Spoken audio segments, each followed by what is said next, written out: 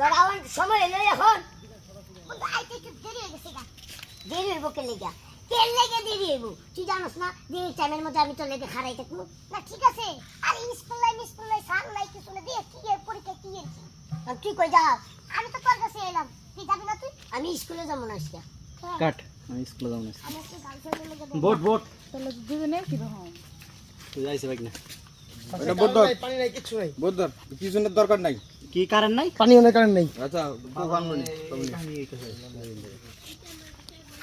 যাই যাই যাই কোন সময় দেখা যায় সময় দেখা যাবে ওই বড় কোন দিকে বুদ্ধি তুমি